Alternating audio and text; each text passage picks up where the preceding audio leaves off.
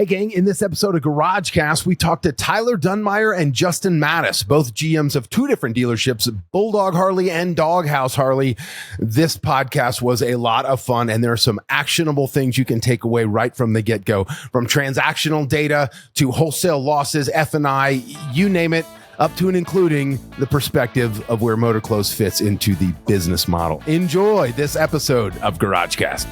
This is a show for anybody that has something that they want to say. It's going to be full of people with a lot of energy, CEOs, OEMs, vendors. Best practice ideas in this industry and of neighboring industries. We're talking to people that are on the cutting edge of processes, management. Serial entrepreneurs, authors. We really have a feast of all different types of senior level people. A cornucopia, as it were. A plethora, maybe. Grab a pen, grab a cup of coffee, and have a seat. Start writing. This is GarageCast. GarageCast. Welcome to GarageCast. Dancler, we're deep in the throes of 20 Club season. Deep. You and I both been deep in 20 Club season. Well, you know it's deep when we're going to AIM Expo and we got 20 clubs bookending the dang thing. So you know it's the time of year. Yeah. Been spending a lot of time on day Vacations. one. Oh, my bad. You go ahead. Yeah, Keep going. No. That comes after 20 Club season. It's called life, Dancler. Look into it, man. It's fun. I just don't ever need to get on another damn plane. You seem to like it a lot. Yeah. Now I've been spending a lot of day ones just talking like with the dealers. Like the dealers want to talk about, hey man, let's talk about, allocation. Let's talk about profitability and service, yes. a new F&I process. And we're doing kind of an abridged composite review because, we know that the numbers for 2024, we know what they were, but are you finding that as well? I am. It's a wait and see feeling with everybody, right? You had the election, you had the consumer optimism go up, we had some interest rate numbers coming down, not quite where we want them to be, and you still have this weirdness, right? Because you got major manufacturers, you've got Polaris and Harley and KTM, and people are like, what the hell's going on with these guys? And so I think it's just this mass hesitancy that when spring doors open, that's when we're really going to know. So it's right around the corner. Yeah. It's going to be an interesting next month to finish up those rounds in February and March. So, speaking of 20 clubs, yeah, man, we got two dudes that are heavy hitters that do 20 clubs, and this is a very interesting story. So, I want to welcome to the podcast Tyler Dunmyer and Justin Mattis. Guys, thank you so much. Respectfully, one's from Bulldog, one's from Doghouse. Thanks for showing up, and thanks for taking some time with us. Absolutely, man. Appreciate you guys. Yeah, really appreciate being here. Yeah, I'm excited to have you guys here. Tony, I was just with these guys a week or so ago in San Diego. They're in one of my Harley groups, and both of them in the same group. And, you and I put our notes together at the end of the meeting, and we take the highlights and we push it back out to everybody who was in the room. And I was just looking at some of the notes from both of these guys, and I'm like, there are probably 7 to 8 solid bullet points coming off of that meeting. And really from both of these guys, they have the same philosophy, which is why I wanted to get them on together. But 7 or 8 of these major bullet points that are not only really good talking points, but everybody needs to hear it. Everybody in our entire family of GC needs to hear these bullet points from their perspective. These guys who are living it and doing it and buying stores and taking them over and turning them quite fast. So I think we're going to get in some really interesting conversations about not only transactions, but where do MotorClothes actually fit in this whole thing? How do some of the data points we're seeing in F&I relate to the overall store performance? And just some really great perspective. So very excited to have both Tyler and Justin on the podcast. Yeah. Hey, Tyler, I'm going to start with you. Why don't you go ahead and give a background, where you came from, how you got in the industry, and how you ended up where you are now? Yeah, so I'll give you a little bit of background. It kind of goes back to me and Justin 13 years ago, but we started in the car business together. I came out of college and didn't know what I wanted to do and went into the car business, started selling stuff. Justin started the same dealership I did 3 months before I started, and we became best buds, and he ended up going to a Harley store and called me and said, hey, let's venture into this world together. And we've been together ever since. That was in 2012. So it's been an awesome journey. 2012 when you got into the power sports side of life, or when you went into auto? That was when we went into auto together. So we got into the Harley world. I guess it was 2015 or so. Something around he started at a Harley dealer and said, "Hey, we got a finance position open. I want you to meet with the owner." And that's kind of where it took from there. And we've been ride or die since then. I love that, man. Justin, give me your background and your history and how you got to here. A lot of what Tyler just said, that's definitely how we got started, and our paths have obviously stayed together through the industry. At certain points, we ventured off and did our own thing, and had some mentors through the way, and it's just been really great to be able to do it with Tyler. And I want to make sure that I point that out, to be able to go through this industry, with your best friend, and to now end up in the same company where we're both at our own stores, in North Carolina and South Carolina, has just been a really good venture together. I personally, went through Pensacola. One of my biggest mentors, Aaron Shop, definitely want to give him a shout out. I know a lot of the stuff I talk about today will definitely, be through things that he's taught me, and it's just been really great. So to get here now and, to be able to do this, like I said, with Tyler, is just really good. Yeah. So Tyler, you went to college. You said you didn't know what you wanted to do after college. Justin, where did you start, and what made you guys choose the auto industry? Like, what makes you go, you know what, I think I'm going to go sell cars? Well, I can start. I started at a smaller dealership in North Carolina, just, as a sales guy, just doing my thing. And I actually, believe it or not, 8 months into it, was told that I'm the young guy, the young buck, and I needed to take a winter layoff and to come back. And they let me go on my birthday, man. Damn. So they let me go on my birthday, told me to come back in February. Birthday's, on Halloween, best day ever. And said, come back in February, check us out. Didn't have time to wait. That's how I got into the auto industry. That's me, man. I've been going since 2010, 2011, and this is all I've known since then. Got it. Interesting. Did they give you the buyback bonus back then? Like, for every month you're out, we're going to give you $200 to come back. Nothing, man. They just said, beat it, get the hell out. Yeah, we'll be glad to have you back. One of those stores that wanted to go down to one salesperson in the winter. Makes total sense. Yeah, right. And to be fair, I think when me and Justin first met, we weren't sure that we liked each other. So. Well, that's easy to do. I'm still not sure I like either one of you guys, but the bromance between you is so damn uncomfortable. I'm going to have to let it roll right now. Both of these guys came out of our management academy, so it's been fun to watch the trajectory, and now they both work for, another shout out to Carson Baker, because Carson is 100%. Carson's the guy who's on the growth trajectory, who's buying these stores and finding these great GMs to work for him. I don't know how you work for Carson. That's a whole nother conversation. It probably involves political correctness or not, and all kinds of other things. Justin, let's get into this, man. I mentioned transactions in the opening piece here. You guys, clearly all of your stores, your metric stores, your Harley stores, you guys are awesome at the transactional ratios. It's clearly a focal point in your dealership, but you hit me with something at this round that I hadn't been hit with before, which is people have challenged our benchmark, which it's hard to challenge our benchmark because we actually have 20% of our dealers that are doing that number, right? But they challenge it in a way that, well, maybe they're just terrible at selling P&A and service, and so it's driving down the number. But you had a different context on that relative to volume of transactions. Talk to us a little bit about maybe your comment about potentially having different benchmarks based off of the volume of not unit sales, but transactions themselves. Sure. So for a couple years now, this obviously started back, when I was with Aaron, and we started talking about how smaller dealerships should maybe have a different benchmark, right? Dealerships that are in smaller areas that maybe have between 0 and 8,000 transactions.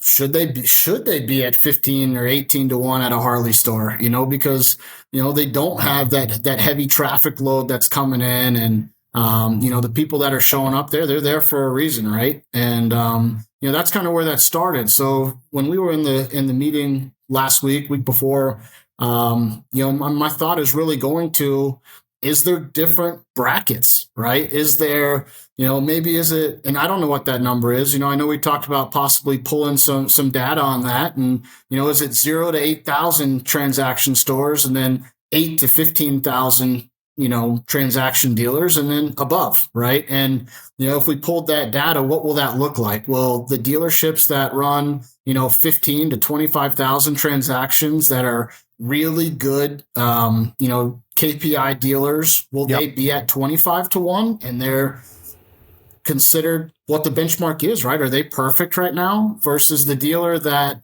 is driving down that benchmark, to 21 something to 1? Are they smaller dealers, right? Are they between 0 and 8,000, maybe under 10,000 transactions? And that's what I've been wondering for a while. I think that if I was at a smaller dealership right now, my expectation would be, hey, we need to be sub 18 to 1, and that's kind of where that stemmed from. Let me throw you a knuckle on that, just because I get the volume of people coming in the transactions, but it's all in a ratio compared to the activities on the traffic log. So, I mean, I see what you're saying. So I want to ask you, like, yeah, so it might be a smaller number that's coming through the door at a smaller dealership, but shouldn't that give us the exact amount of opportunities on a traffic log to go interact with those people? Well, that's the ultimate question, right? That's the ultimate question is by having 25,000 transactions versus 8,000 transactions, do I have just more shoppers, just more, I'm here for a poker chip, I'm here for a t-shirt, which we need, right? We need that. But the question is, and this is where I think the data will come from, and what that data will show is that these smaller transaction stores, yes, they have just as equal of an opportunity to sell anybody that walks in, but I think they have more people coming for a specific reason, more people coming just to see that bike, and I just think the numbers, the way they're going to play out, will be very similar to what we're talking about. Well, and just come behind that, Tony, you talk about the history of the transactions. We started this whole game back in 2008 in the Harley space. We moved it to the European space. We then pulled it into power sports and then rolled it out to marine. And you look at, like, just take two of those, take Euro and marine, far less things in the marine dealership for a pro shop to sell than these guys have in a Harley store. Dog collars, shot glasses, all the above, right? And we purposely came up with different ratios for those two industries. So for the guys that are running massive events, driving thousands of people to their stores on the weekends, is there some credibility towards that maybe there's a different benchmark for that massively high volume versus just the kind of the smaller deals that are running, 20% maybe of what the transactions are? I don't know, but I thought it was a different way of looking at that question that I liked a lot. Yeah, and if you guys don't mind me butting in, I know this is something that Justin brought up, but we've known each other for over a decade now. I had a fortunate opportunity where I was working with Charlie Cole, Will Cole, Chaz Cole, and Freddie Tedesco at the Cole Group, and I was at a store that was a very low transaction store, and Justin for the longest time was like, man, you shouldn't be looking at 25 to 1. You should be looking at 20 to 1 for that same opportunity. And I think the thing that we had talked about was, like, when does the exception become the rule? Because you don't want to create this whole exception or this whole perspective of a lower transaction store. You got to have lower KPIs, a higher transaction store be okay with the higher KPI. There's got to be some sort of formal benchmark that you can create between those. And, the best part about me and Justin working together is that we're very hard-headed on some things and know what we want, but we also listen to each other when, the other one wants to listen. That's something I learned from him about that. So, Well, and just to point out with what Tyler said as well, his dealership at that point was running almost 18 to 1. I remember them being 18, 19 to 1 in many months, and that's kind of where that conversation came from. So to be decided. Yeah. Let's talk ASMs. You guys both have a philosophy that the ASM, and I want you guys to define what the ASM for power sports and our marine dealers that are listening. You guys say that's the hardest position in the dealership. So, Man, I've always said that it was a service advisor, but I'm all ears. I want to hear this. I'm going to start with you on that one, Tyler. Talk to me about the ASM position. Define it for the listeners out there as well. Yeah, so the ASM assistant sales manager to me is that title seems to not be the right title. I don't know that we all know what the title should be or what it should be called. I know that the rest of the industry knows that's what it's called. This person in this dealership, they have to manage the customers. They got to manage the floor traffic. They've got to work. They got to manage up. They got to manage down way more than anybody else in that dealership. Even as a GM, we have to manage up from what the owner's expectations are, but we have to manage down to the other managers. This person is managing down from fit specialists that have been doing it for a week and some that have been doing it for 5 years. So the versatile qualities this person has to have is really good. So essentially that person's job is to get that customer sat down, go over numbers, get involved early with the fit specialist, but also at the same time, I mean, we've all been a part of this. Like, how long does it take to go over numbers? First pencil, second pencil, third pencil. It can take hours. But at the same time, he also has to manage the other fit specialists that have got to be making their phone calls and doing their normal activity and then managing the desk and our expectations. So not to get down that rabbit hole, but I think that's what makes it so complicated. And it's not necessarily you got to go find this talented person in that role. You got to find someone that you can groom that's right for that role. I'll let Justin elaborate on that. Before Justin elaborates, I'm going to give you that opportunity. I want to ask you, Tyler, at what point do you need an ASM, do you think? Oh, man. I think so. We do it based off the number of fits we have. And then people will tell you, we can back into this all we want. Sure. How many bikes you need to sell, how many fits. I don't want an ASM managing more than 4 or 5 fits. I think Justin feels the same way. If you have 15 fits, you got to have 3 ASMs. There's no way they're going to maximize the profit for the dealership. Yeah, and I look at that as a span of control. Military, police, fire, which is you cannot manage above 5 things at once. So, okay, Justin, why don't you follow up on what Tyler was saying? Well, I think for me it's pretty simple. I think the ASM they've got to take the crap from the front desk, they've got to take the crap from the fits, and they got to take all the smoke from the customer, and they got to do it all at one time, right? I think that job is it's very grueling. I think that it creates a lifespan for that position, and it's taxing on them. 3 to 4 bodies at a time is, I think, plenty. 5 is that moment you need to tell yourself, hey, I think we need to look at possibly having 2 teams, adding even more fits, and going 3 and 3 or 4 and 4 on a team. But you have to. They can't handle more than that. How many ASMs do you have at your place, Justin? I have currently 2 ASMs, and I have teams of 3 for the winter. Moving into February, we'll go to probably 8 fits. I'll carry the 2 ASMs.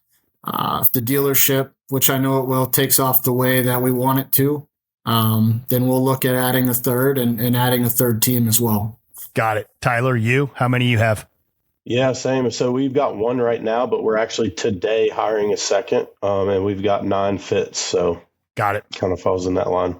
So you, Justin, you had mentioned that that there's a lifespan for the ASM. 2-part question here, 2-part follow-up. What is that lifespan? And then depending on your answer, where does that person go after the ASM role?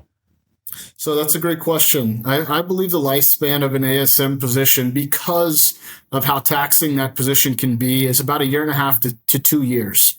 And wow. I think after that time frame, you need to be able to make a decision. Do I have another spot for this person? Are they the guy that's ready to either move up to the front desk or even move into another leadership position throughout the dealership?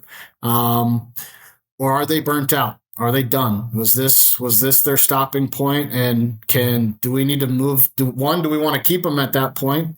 Sometimes you can notice a lot of negativity with those guys who have just been beat up every day for 1.5 to 2 years. And it's something you really have to watch for with your ASMs, and you got to check on them.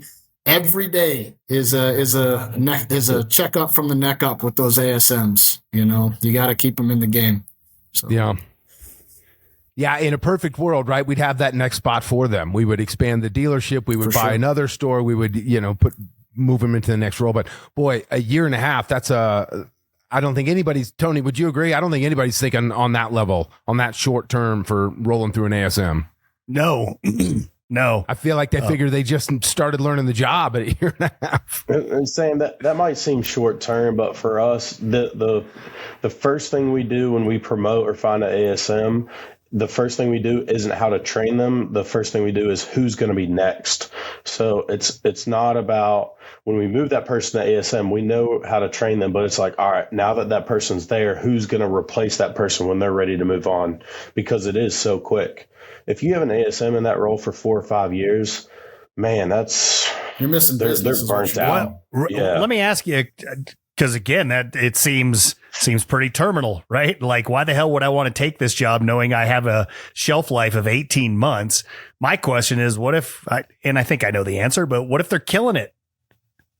What if they're knocking it out of the park 3 years in? I'm glad you said that. I just had this conversation with my sales team. It is really disturbing to me how many people in our industry, in the car industry, don't get promoted because they're too good at what they do. That is really upsetting to me. Because that person's crushing it and they're a closer, it's like, well, first of all, put them in the F&I office.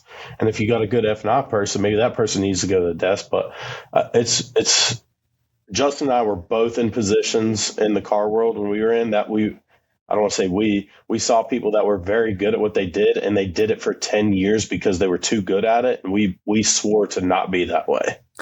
So this comes full circle, and I love this. Great answer. I love that this comes full circle, which is, you got 18 to 24 months to do this job. And if you're killing it, we should have a position somewhere to promote you, because there is a upward trajectory at this organization, which I love that, because it's all too often that, Tyler is F&I because he lays down really good PUS, right? And he's been there forever. And, that's right. And I like that. That's awesome. Good answer. There is no should we have a spot for him. It's we will. Cool. That's just got to be the way it is. Tony, stop shoulding on his employees, okay? Shoulding. There's no should going on in that store. Yeah. That's right. Tyler, I'm going to stay with you on this next one, because you said something that I literally had to stop and go, what the hell did he just say in the meeting when you said what I'm about to quote you as saying? So, and if I got the quote wrong, you let me know. But I think, we all know from Ed Lemko, slow down the process to speed up the sale. We're always looking for ways to slow it down. And you guys you have a cool thing you do where you're leveraging the sit to slow down the whole process. And again, tell me if I'm wrong in this quote. You said, if the guy doesn't sit, the wife doesn't shop. Did I get that right? 100% what I said. Yeah. Walk us through the strategy and the logic behind that. So there's a lot of strategy that I could talk about, or my opinion, I guess, of what that strategy is. So I remember growing up, malls aren't really a big thing anymore. But I remember growing up, first of all, my dad is my biggest hero. So I hope he doesn't hear this podcast and be like, what are you talking about? But we used to go to malls growing up, and my mom would go into the store and shop, and my dad would sit on the bench outside the shop. Didn't want to go in there. If he went in there and shopped with her, she got stressed out. I was like, oh, he wants to go. But he sat on the bench outside the shop.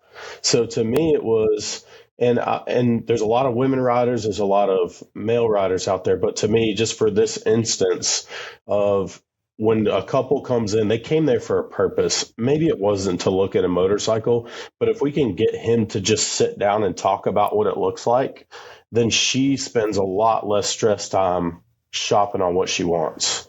So she's less stressed because he's sitting down. Gives her the permission slip, if you will, to go out there and shop. Correct. So we bring his stress level up and hers comes down. And then on the other side of it, she comes in, her stress level comes up, his goes down. So it just slows it all down. And everybody in the dealership has that buy-in to when someone walks in the dealership, our goal is to not get a transaction. Our goal is to sit them. Love that. The goal is not to get a transaction. The goal is simply to sit them down. It's to sit them, and when we sit them, the transactions will come with it. If we slow it down. Justin, how does this align with your hatred towards the A&L department, motor clothes? And it's a hatred. Let's not act like that's mistyped on the piece of paper. Wow. It's pure hatred. Yeah, man. I think he's just one of the few people that will freely admit it, right? I think a lot of people feel that. Not only I want to see how that aligns, but then I want to have a conversation with both of you about A&L and the motor clothes department and where it is. But how does it align with your philosophy? Of course. Put it this way, for our listeners out there, the second we started talking about the clothing department, Justin got up and took a phone call. He was gone. Every single time he was out of the room taking a phone call or a nap. One of those might have been happening. Listen, I want to explain it. Okay. You know, when you're passionate about something, you don't want to talk about the other. I'm trying to think of how to say it. It's a mindset. Just say it. I fucking hate it. It's a mindset. It's a mindset, man. So, people, every time they say it, they look at me and they have to make the comment. That's where the transactions come from, right? They say it every time. Okay. I get that. I know that.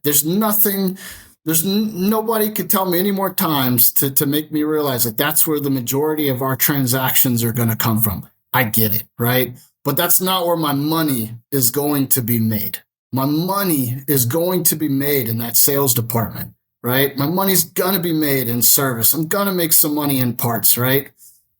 Motor Clothes is there. They're wonderful people. I love having, a motor clothes department. We have to have a motor clothes department. We couldn't have the dealership. I firmly don't believe we could have a dealership without a motor clothes department, right? I think they're very important to what we do when it comes to transactional data. I just don't want to hear about it. I want to focus on making money in the sales department. And at the end of the day, I'll check their scorecard and see how they did. And like I said, it's a mindset. I'm so firm on it because the moment that I slip up and I put my focus into the motor clothes department, that's one bike deal that may walk out that door. And I'm not willing to make $30 on a t-shirt to lose, 5, 6, 7, 8 grand on a bike deal. I'm just not willing to do it. Resolute. Like grab the head, cut the neck, man. Next question. I love it. Tyler. It flows through the whole store. And I don't mean to interrupt. It's a culture, right? The dealership knows it. I don't hide it. Motor Clothes, they know how important they are to me, right? They know that, right? But I am upfront with them. It's not like I hide this from them, and they fully support the dealership. And at the end of the day, every department is a sales department. So yeah, I think you are just displaying an unpeeled sentiment of what a lot of people feel, which is, yes, my people there, the team is awesome. I love them. They do great work. They're great with my customers. They sell awesome stuff. There's a lot of fitment and FABs that are going on there, right? It's all good.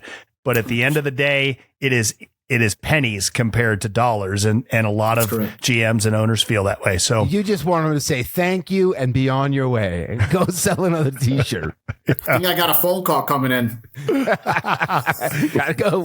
Tyler, this is the most I've heard Justin talk about motor clothes in 15 years. Oh, that's awesome. Tyler, do you share these sentiments that Justin has? Yeah, I think it's not so much we share the idea. I think my delivery might be a little bit softer. I think we can understand that just by the two of you, how you look and how you come off, for sure. Like don't get it twisted. I think, yeah.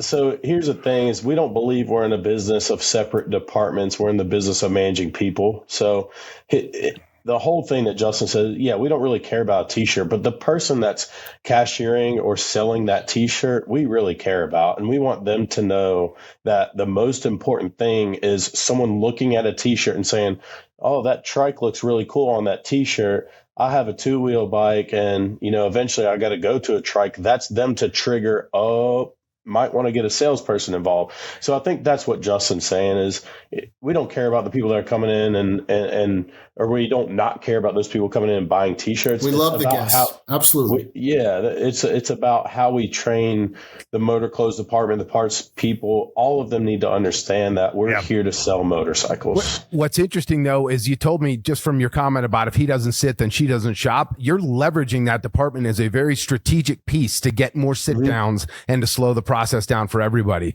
So I think that's cool. Obviously, the money is made in the motorcycle department, not the clothing department. And to be honest, like, and I hate to use the husband-wife situation because we talk about it all the time, and then, women are like, well, we ride too. I totally get it. But like when the husband is there looking at a motorcycle and the wife goes to shop in motor clothes and then comes back and the husband's like, I don't know. And then the wife says, but these people are great. That goes so far. Like she has nothing to do with the numbers, maybe doesn't even want to know what the numbers are, but says these people are great. That really carries weight.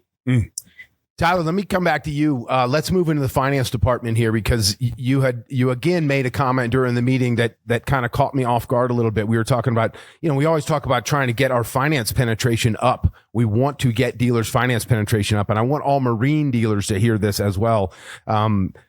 But maybe it can get too high. But I've never heard your analysis of if it gets too high, because I think it may have been you. It was somebody in the room was in the high 90s on finance penetration, and then somebody was at 70. So we're trying to get the 70 person up into the high 80s, maybe low 90s. But then the high 90 might have been too high. Give us both sides of that spectrum, will you? Yeah, sure. So that was, Justin and I share this philosophy on closing deals. Like if you're closing at 30% to 35%, then you're good. If you're closing at above 35%, that means you got to sit more people. If you're closing at below 30, that means you're terrible at closing. So it kind of goes in the same boat as that. So let me elaborate on that. Is if you're at 70%, you're talking about finance utilization or penetration there, Sam? Well, we had the conversation on both, but you can go with utilization. Sure. So the utilization side of it for me is if you're at 70%, which means if you've got $10,000, the bank is willing to loan on a bike and the customer only finances $7,000, you left $3,000 on the table. I think we can all agree on that. But at some point, when you get to like above 90, like you got $10,000 on the table for 600, 700 deals and you finance 9,500, to me, that's a little too high. I think if you're getting to 95, 96, 97% of finance, the dollars you're able to spend on a deal, it tells me that you're not calling the bank and asking for more money. So like instead of just working the customer or working the desk, we need to be calling the bank and asking for way more help. I want us to stay around between 88 and 90% is where I want to be. When we get to 91, that tells me we're not rehashing the deals with the bank enough. Does that make any sense at all? Like the way I'm explaining? No, it does. It does. I'd never thought of it in that on the high side. I've never had that presented before. Tony, have you ever heard that coming out of a group before? No. I mean, remember this, like as much as in power sports in general is different, but I know in the Harley world where me and Justin come from, we're rehashing it from the desk. We're not waiting until they get in the business office to rehash. So we're setting the business office up. So if we can get an extra $10,000, like if we've got a first pencil or second pencil close, I'm calling the bank and saying, how much more money can we get just in case they do sell it? Yeah. So that way it gives them that perspective of, man, I can go for the world if I want. But once you get to 95% or more on finance utilization, you're not calling and working the bank like you should. I like it. We've always talked about writing the percentage that was used on the deal jacket, whatever that number happened to be, so that we could coach our business managers how to get that number up, or to your point, the desk, how to get that number up. But I don't think we've ever talked about how do we, if it gets too high, why aren't we rehashing it? But, or at least before it gets into F&I, actually getting some more approval from the bank. So great. Well, not only that, but you're probably missing units too. The volume's not there because you're not saying yes to enough deals or rehashing the bank to get them to help you with a deal that you may not get because of the original call they had. So there's a lot of different ways you can go down that path and talk about it, but the main one was just rehashing from the desk. Love it. Keep in mind, Tyler and I learned this. We were the number one rehash dealer in the country. when him and I worked together at the dealership in the past. So the things that he is saying is from our boots on the ground as the sales managers of the dealership, calling on every single deal. And that's where we got that knowledge from. So there's way more deals to be found out there by just picking up the phone. And honestly, it's not a testament of, we're the best at it. We weren't the best at it. All we were terrible. We were terrible at it. We called and had conversations and learned from it, and I think that's the difference of the industry now. Yeah. And we also weren't known for the number one dealer as being the best to be dealt with. We had some tough conversations, but we built a lot of really good relationships from it. So. Yeah, interesting take on that. I want to get your philosophy on this one as well. So, transactional data. A new owner comes into a dealership and sees the transactional data, or a general manager really starts to embrace it, or sees really poor transactional data for years and believes that it takes a long time to build the culture to make transactional data come down into the benchmark, right? You guys, Justin, just took over Doghouse.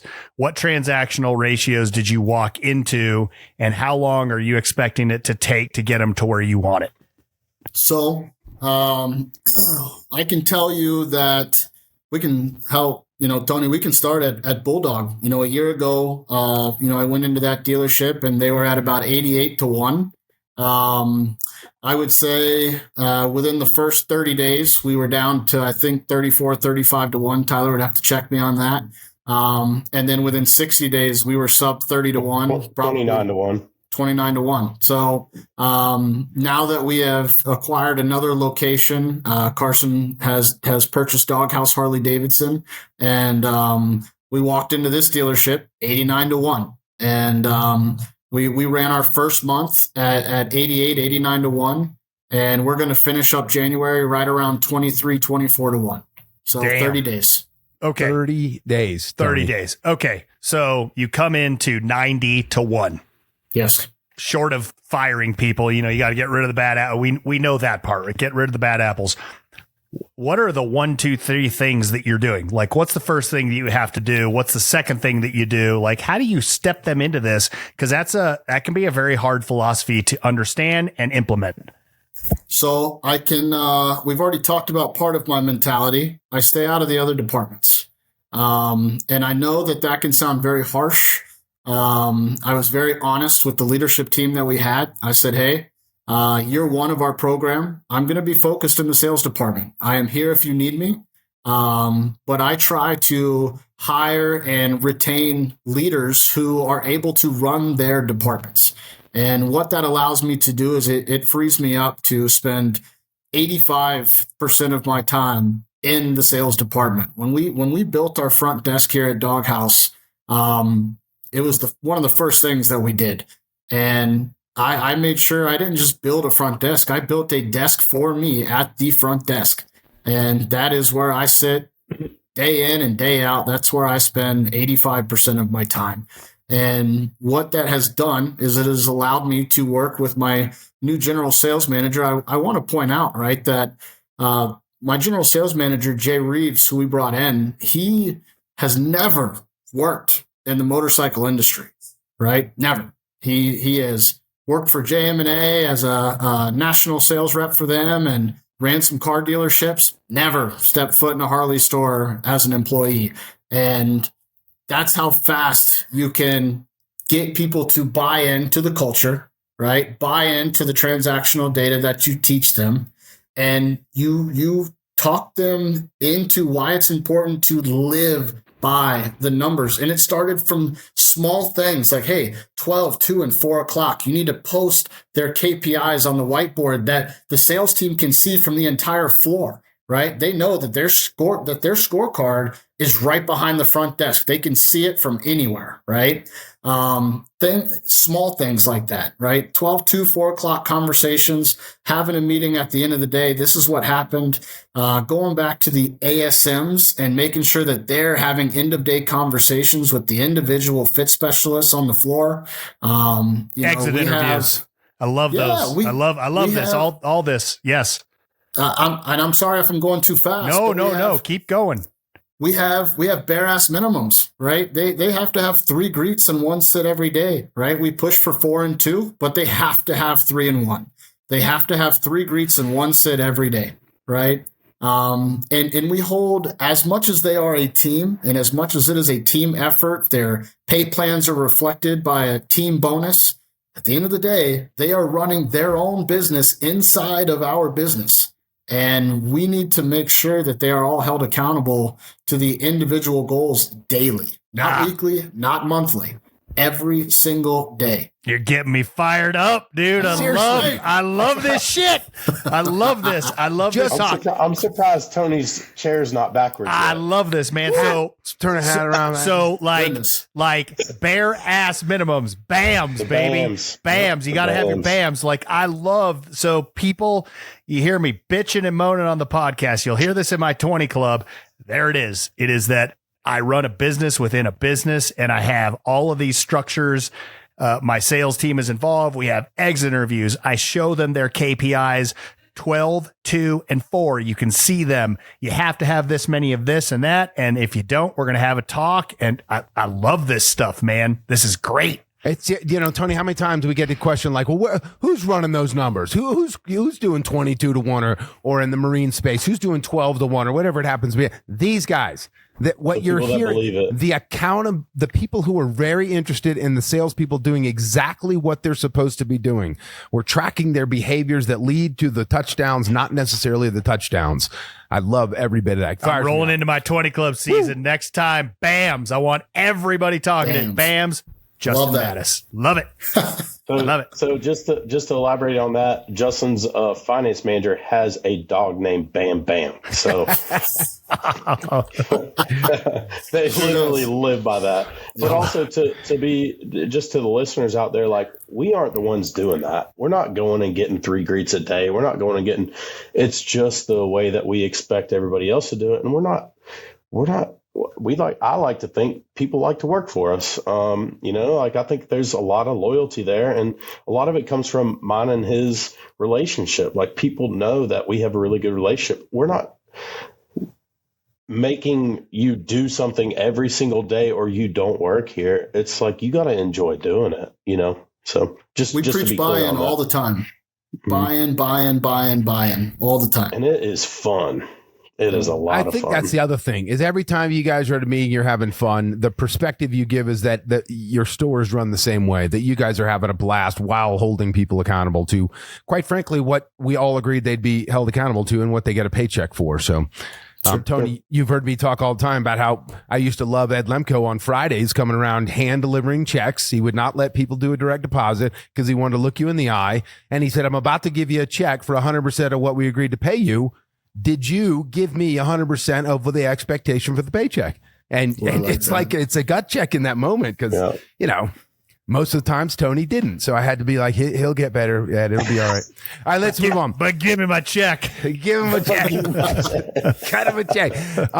Tyler, let me go to you on this thing because a lot of times we get caught up in transactions. We talk about the new to used flip, right? We're going to get them sold on the used. And then all of a sudden, by the way, did you know we're going to short pencil or we're going to long pencil a new right next to it. So for a few bucks more a month, you get the new. Where does pre-owned fit in your culture inside of these two stores? Do you love it because it's a strategy? Is it a marketing campaign to get a different buyer in your store? Do you hate it? Where does pre-owned fit? There's probably 2 conversations you could have with me and Justin. Mine's going to be a lot different than his.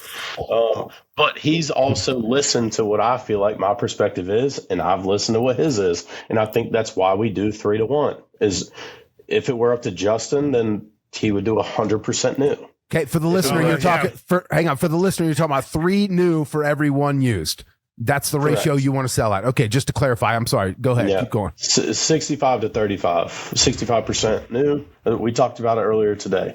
And before Justin, before we kind of figured this out, or he figured it out, I was a more 2 to 1. That's what I wanted.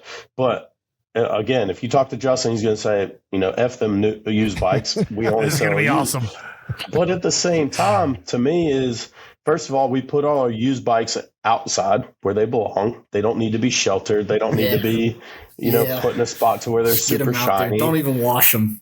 But they also are the generation of why people ask questions. So, when you have a used bike, you don't put 10 grand of upgrades on a new bike and not spend 10 grand.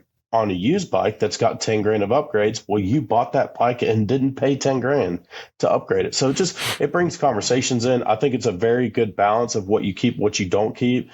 One of the things I learned, especially from the Colt organization, was there's things that you should sell and there's things you got no business selling. So, there's this, I hate putting a red line or a line in the sand. Like if it has this many miles, you can't sell it. If it looks like this, you can't sell it. I hate doing that because every once in a while you come across a bike that's got 100, maybe not 100, but like 65,000 miles on it. And it's clean. It's got every service record that you need. It's a $10,000 touring bike and it is just in shape. Yeah, maybe you sell that. But like we spend a lot of time analyzing these bikes individually. Is there a bike with 6,500 miles on it that's 10 years old that is a bike we got no business selling? Probably. That's why we get rid of it and just move on from it. But at the end of the day, those are the ones that cause the conversations that force the sit. If it was only new bikes, every deal, you can get that new bike from any dealer in the country. Yeah. But if we've got a specific used bike that causes a conversation, then we can introduce the new bike on the test ride and so on and so forth. We build the culture around new, but not before you have the conversation on the used bike, if that makes sense. It does. It also so expand a little bit and feel free to flip it to Justin if you want. But like you guys have an acceptable wholesale loss. Because when you're taking that bike in, there's part of you that's like, I'm not even going to bother with this. Let's not waste time on this when I could be spending time on the next customer coming in the door. Let's accept the wholesale loss and make it go away. Or maybe I'm misquoting you.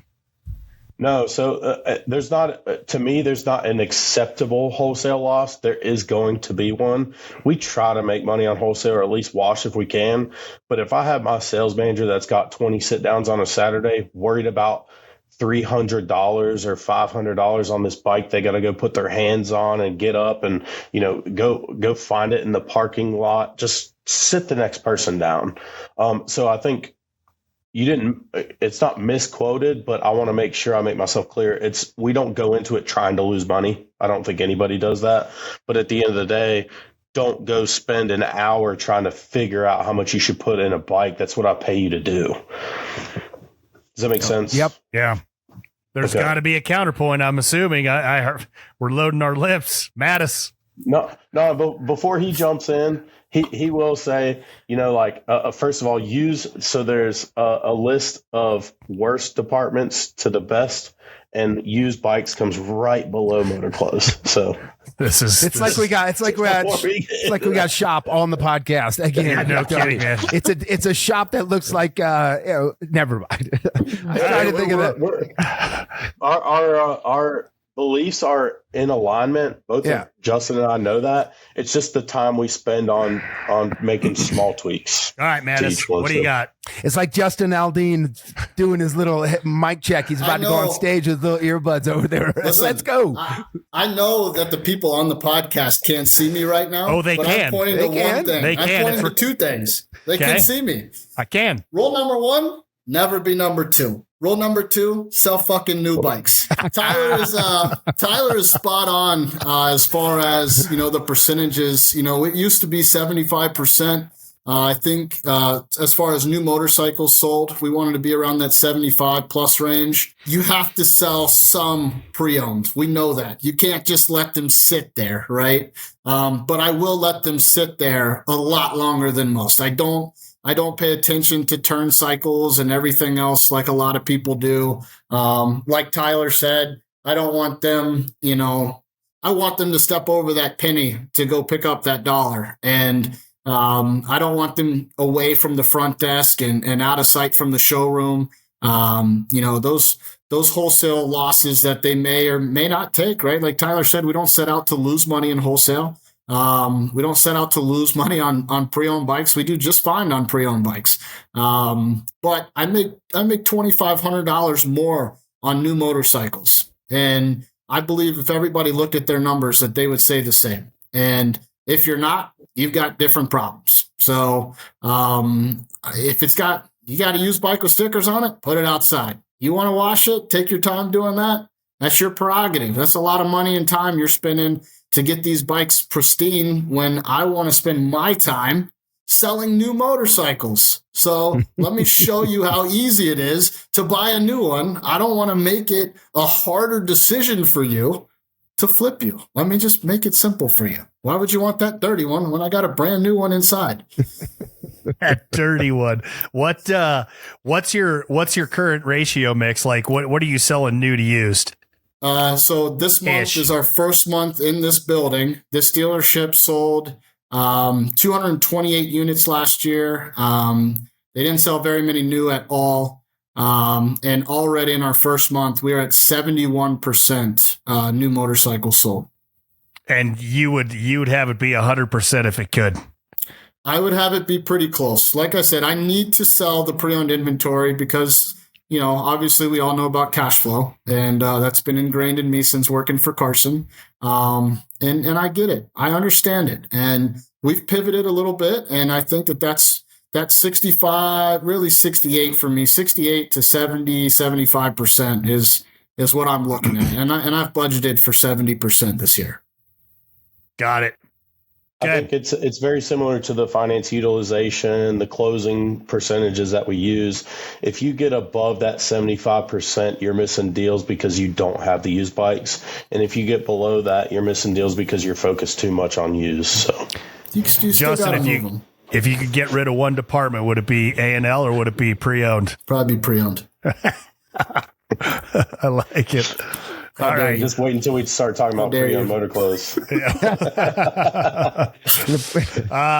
Okay. I'm going to tee this up. I'll stick with Justin first, and we'll go to Tyler. The motor company has been a source of frustration for some years now.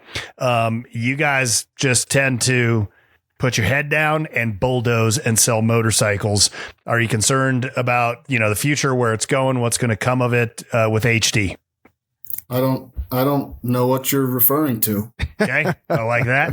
No, I'm kidding, man. Like, again, let's talk about culture. Like, what is little old me going to do to a big motor company? I've got 250 units out here that I need to sell. I don't have time to listen to the same thing over and over and over again. I would bet that dealers are having the same conversation right now that they had 10 years ago. And then 10 years ago, they had the same conversation 10 years before that. And I just don't have time for it. I don't. Am I concerned? No, I'm not really concerned because I know that I am going to do what I need to do to be successful. So I know that owners out there have a lot of skin in the game, and I understand that. But as a general manager, I have responsibilities to this dealership to focus on what is in front of me, and I do not let the outside world get into our way. Love that. Love That's it. not having stinking thinking back For in sure. the Ed Lemko days, for sure. I love it. Tyler? Man, so this is one of the things Justin and I talked about, over the last several years is, what is everyone's concern? And I get there's concern. Like Justin said, there's owners that have skin in the game. And what can the motor company do to help us? One of the things this might be a long shot, but one of the things my dad told me growing up was, show me the friends you're hanging out with and I'll show you the person you are. And my belief is, show me the things that you're willing to listen to and I'll show you the culture that you build. Is like, are you really willing to listen to that? And then a lot of people might say, well, I'm not trickling that down to my owner, my own dealership. And I think I've been guilty of it. You just go and you complain to your, direct manager, or maybe it's a manager or two. These are the struggles we're having. Well, guess what? Then they go to the next level of the employee. And the next thing you know, it's on the frontline staff that have no idea, or like Justin said, little old me, what am I going to do? It's like when the stuff outside of the four walls that we can control comes in those front doors, we got a problem. And if we can just keep them outside of our front doors, everybody does what they're supposed to do. Love it. Great Love answers. All right, let me flip the script on you then. What's the thing that most dealers are not talking about that they should be? Selling new motorcycles. Just flat out. I don't think it's me and Justin talked about this. Simple, but yeah. Yeah, this is one of those things where, no offense, I love the question. Justin and I talked about it. I think it's a very arrogant thing for us to say this is what dealers should be doing or not doing. We're still figuring our stuff out. We're only concerned about what we're trying to figure out. But I will say it's not about selling new motorcycles. It's about why customers aren't. Why are they not buying new motors? Is it process? Is it training? Is it where they're placed at? Is it because of the culture that you have? There's a lot of reasons, but I think the question that I would say that Justin's caused me to ask myself from a dealership that was a very pre-owned, motivated dealership 6 years ago that I was at is, why are they not buying new? And it's helped. I think we ask ourselves too many times, why is the customer not buying new bikes, right? We go to a 20 group meeting and it's, they want the pre-owned, right? That's what they want. When do we ask our teams? When do we train our teams? Like Tyler was saying, when does it become an us problem, right? And when do we start having those internal conversations with our leadership teams to discuss what we are going to do to get these things done and going in the right direction? Well, relative to that, to looking in the mirror and saying, is it us problem? What are you guys doing? What is the conversation with you and Carson and maybe some of your other stores about the digital landscape, the changes that need to be made, the speed to lead? Where does AI fit into all this? And I realize that those are all giant conversations, but is that on your radar, or are you just watching the front door and converting what comes in? I can tell you that AI is on my radar. So coming from the auto industry, having a lot of friends in the auto industry, knowing the auto industry is already currently using AI in responses and other things, it is heavily on my radar. We've actually had a couple conversations about it internally, and I'd love to give you some more feedback on that, maybe by our next meeting. Okay, that's fair. Yeah, I would say the same thing. I think we've talked about digital and AI, and I would say it's on our radar. But I would also say, we both feel like there's people coming into our store that aren't taken care of. It's a lot similar to, I want to make sure there's food in my fridge before I start worrying about cleaning the gutters. But at the same time, it's like we're looking at it. I think when you go back to I'm going to circle back to your question about what are dealers not doing, or what do they need to be talking about. I will say that Justin and I are a really good example of where leadership can come from if you build loyalty within your teams. And I don't see that much. I don't see a whole lot of me and Justin's in the industry, people that come up together and it's all a me, or individualized. And it's like, man, if we could just build some teams that have two people to lean on, where they can build each other up, man, this industry could take off. And right now, I just feel like we don't have that, and we're trying to. Something's clearly working here, fellas. Love it, gentlemen. Tyler Dunmyer, Justin Mattis, thank you guys so much, man. I know you guys are super busy. I know you got to go spend some time retailing your motor clothes department, Justin, and I knew that was making sure all your shit's tight over there. But no, ooh, gotta go. Yeah, no, seriously, guys, we know you guys are super busy, and we know that you want to get out there and sell some motorcycles. So thank you so much for spending some time with us. For Justin, Tyler, Sam, I'm Tony Gonzalez. This has been GarageCast. Have a fantastic Tuesday, everybody. Thanks, everyone. Thank you. Thank you, guys. Thank you.